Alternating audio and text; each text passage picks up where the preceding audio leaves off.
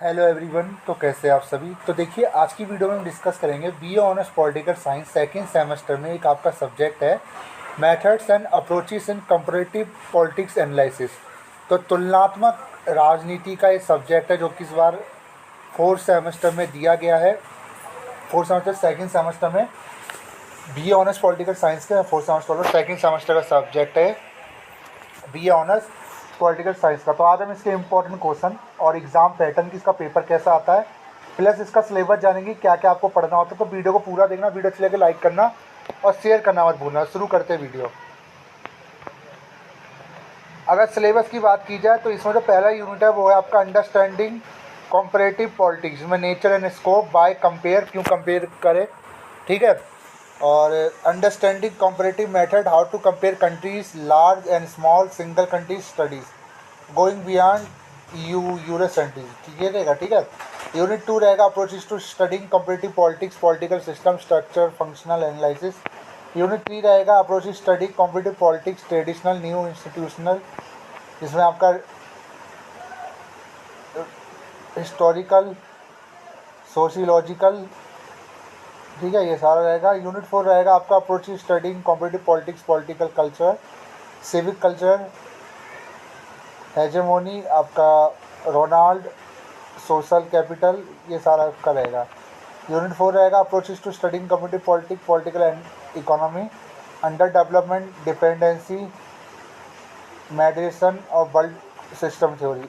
और यूनिट 6 जो रहेगा 6 यूनिट का पूरा सब्जेक्ट है gendering comparative politics, the gender is the लुकाना is comparative politics, political representation women and government in politics. तो ये पूरा रहेगा सिलेबस, ठीक है, सेकंड सेमेस्टर का। अब ज़रा देख लेते हैं इसके इम्पोर्टेंट क्वेश्चंस का। मैं क्वेश्चन पेपर इसका आपके साथ डिस्कस करूँगा। तो इम्पोर्टेंट क्वेश्चन की बात की जाए, पहला क्वेश्चन है यूरोसेंट्रिज्म से आप क्या समझते हैं, तुलनात्मक राजनीति के अध्ययन पर इसका प्रभाव पर प्रकाश डालें। दूसरा, राजनीतिक व्यवस्था का वर्गीकरण तुलनात्मक राजनीति को समझने के लिए एक महत्वपूर्ण उपाकरण प्रदान करता मूल्यांकन करें। तीसरा, तुलनात्मक राजनीति में विभिन्न दृष्टिकोणों पर एक निबंध लिखें, सेकंड सेमेस्टर का आइए। चौथा, बताइए कि गैर राजनीतिक वातावरण में सिस्टम दृष्टिकोण कैसे काम करता है, सिस्टम पर डेविड स्टर्न की सिद्धांत पर चर्चा करें। पांचवा, सिस्टम दृष्टिकोण पर संरचनात्मक कार्यात्मक सिद्धांत पर एक विस्तृत विवरण लिखे। छठा, तुलनात्मक दृष्टिकोण के क्षेत्र में आधुनिक दृष्टिकोण पर एक लघु निबंध लिखे। सातवां, बादाम और पवेल की संरचना कार्यात्मक दृष्टिकोण में विभिन्न सीमाओं की व्याख्या करें, आलमंड एंड पोवल, ठीक है। संस्थागतवाद और नव संस्थावाद के बीच अंतर क्या है, संबंध है, बीच क्या संबंध है, इसके बारे में आपको बताना है। नव संस्थागतवाद और इसके विभिन्न प्रकारों पर एक स्पष्टीकरण लिखे। 10वां, तुलनात्मक राजनीति से आप क्या समझते हैं, राज्य और परिभाषित करें, राज्य और परिभाषित करें कि 3 प्रकार के नए संस्थागतवाद क्या है। नए संस्थावाद और विकासशील दुनिया के बीच अंतर। 13वां, उप संस्कृति से आप क्या समझते हैं, उप संस्कृति पर डेनिस गवनाग की अवधारणा पर एक निबंध लिखे। इतिहास और राजनीतिक संस्कृति के मार्क्सवादी सिद्धांत पे ग्रामसी के योगदान पर वर्णन करें।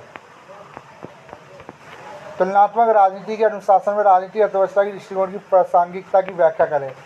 16वां, विकास के आधुनिकीकरण सिद्धांत की आलोचना के कारणों की विवेचना कीजिए और ये भी वर्णन करें कि लैटिन अमेरिका में निर्भरता मॉडल के उद्भव के क्या कारण थे, डिपेंडेंसी थ्योरी आपको पढ़ के जानी है, निर्भरता का सिद्धांत।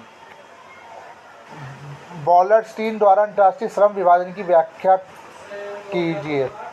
18वां आपका है जेंडर लेकुना शब्द से आप क्या समझते हैं, तुलनात्मक राजनीति में महिला राजनीतिक विश्लेषण में मुख्य धारा का तर्क और लिंग शोधकर्ताओं का तर्क क्या है।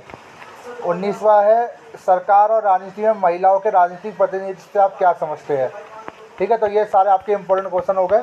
अब जब मैं इसका पेपर दिखाता हूँ, उसका पेपर कैसे आते हैं, तो इंपॉर्टेंट क्वेश्चन मैंने करा दिए। तो पेपर देख लेते हैं इसका पेपर कैसा आता है। तो लास्ट का पेपर है methods and approaches in competitive political analysis. तो पेपर आपका 90 नंबर का आएगा, 3 घंटे का समय दिया जाएगा।